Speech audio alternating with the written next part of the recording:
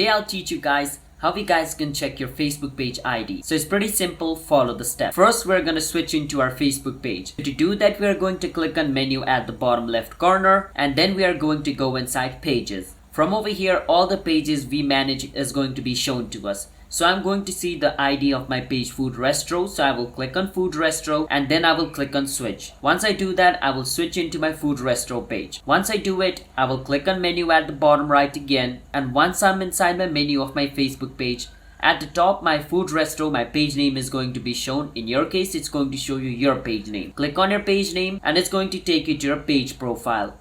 Once you're on your page profile, at the top, you can see this little edit button. You want to click on edit. Once you click on it, it's going to bring you over here. Now over here, what you want to do is scroll all the way down and you can see this option called editor about info. Click on editor about info. Once you're over here, scroll all the way down. And as you guys can see over here where it says page ID, that is basically what my page ID is. And that's how we guys should be able to see your Facebook page ID. It's that simple. So if you guys found our video on how you guys can check your Facebook page ID, hit the subscribe to our channel How to Guide. I'll see you guys in my next video. Until then, bye bye and have a nice day.